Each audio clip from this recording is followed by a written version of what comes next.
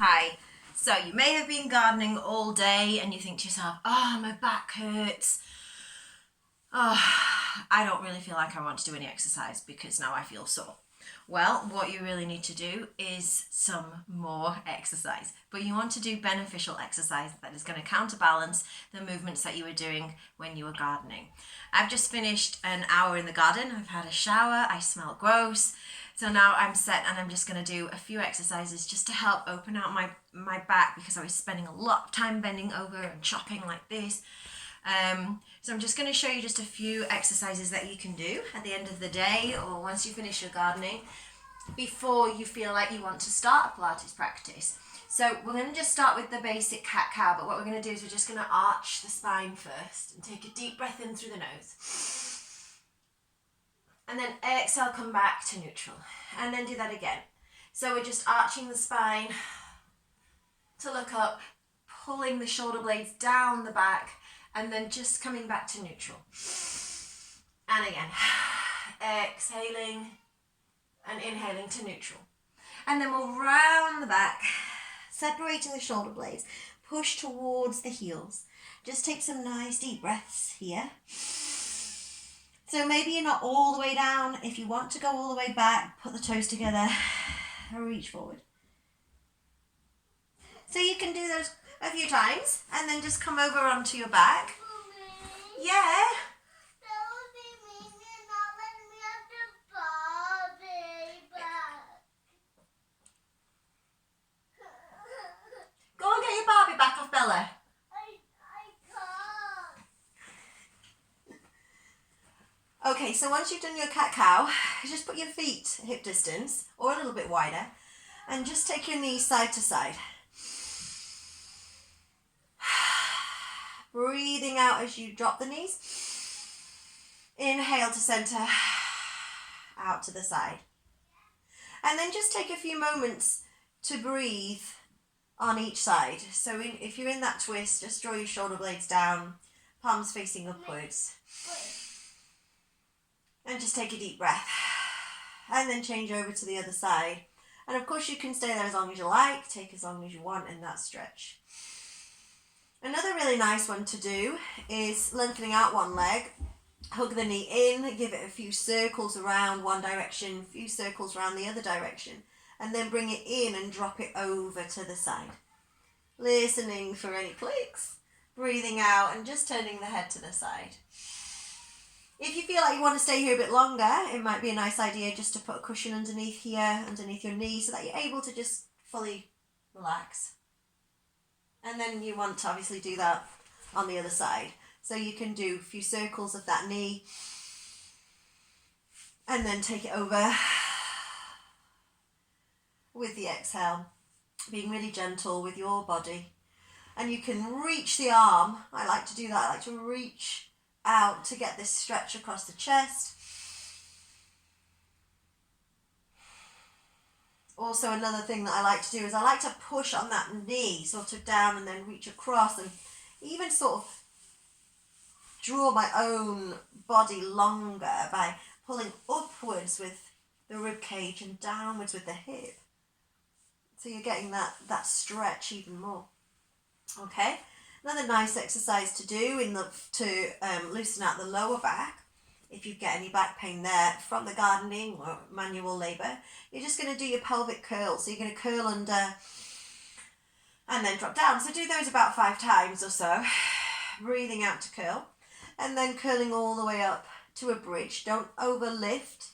And then just stay here in that stretch. It's going to open out the front of your hips. If it doesn't feel right for you, then don't do it. But you will notice a big improvement the more you do these sorts of exercises in your spine and how you move. And then rolling down through the back. And then we're going to come over onto the front and we're going to do the swan dive to extend the front of the spine. Okay, so you're going to place your hands underneath your shoulders and the feet are just a little bit wider. Elbows are back, shoulders are rotated back and down, and you're going to breathe in to lift and lengthen the spine and then exhale to come down. And what you want to really try and achieve is length in the front of the body, not just pushing up and letting the belly escape from the mat. So you want to have control here, and imagine you're dragging yourself forward with your arms and stretch the toes out longer. And you want to just do about 5 to 6 repetitions of those to help the back. And then what I love to do is down dog. So bringing yourself onto all fours, you want to tuck your toes under, push the weight back towards the heels, and then lift the hips. That's how I like to get into it. And then you want to keep that length in your lower back and push down through the arms and extend out through the back. You don't want to stay here. You don't want to be halfway between sort of quadruped and, you know, a forward fold. So that's really important, to just push back and push towards the chest, you know, the chest down towards the thighs. The feet are about hip distance apart in the parallel. And then you can have like a wiggle, bend one knee, stretch one knee, bend one elbow, stretch the other elbow, and just really feel the stretch down the sides of the body there. Lifting the tailbone up towards the sky, stretching out the hamstrings, and then if you want to pop the heels down, do that. And you want to stay there for a good 5 breath cycles. And then maybe you want to repeat your cat-cow or repeat your swan as well. That's a good thing. And then we're going to just do a seated spinal twist. So if you come to a cross-legged, or you might just want to do this standing, just bring your hands across your shoulders like this, and you're just going to twist the upper body and then come back to center and then twist the other way, and just do that probably about 3 to 4 times either side. Breathing out, breathing in. Or another really nice exercise that we do in Pilates is the thread the needle. So you bring your hands underneath your shoulders and you thread one arm under and you look underneath the arm, and then you come back. So that's another really nice one to try. Threading the arm, you want to invert this hand a little bit, thread the arm under, breathing out and breathing in. So you could try thread the needle. And then you've got a wider leg position and a side bend. I find this one really helps me with the quadratus lumborum muscle down the side of the back, which gets really tight. So you're going to lift up and stretch over to one side, making sure that you're not reaching forward, you are going directly to the side. And you want to lift up the spine first before you go into that side bend. And a point of the foot, flex of the foot, is going to just change that feeling in the stretch. If you don't want to take your legs so wide, don't take your legs so wide. You can sit with the legs like this, or you can sit in mermaid stretch, mermaid position, and do a side bend. That also works. Or just do a standing side bend. And then lastly, to finish off, if you grab a chair, once you've done all of that, you can just simply rest. So just slide your bottom to the front of the chair, feet on the chair, legs nice at hip distance apart, and you're just going to rest.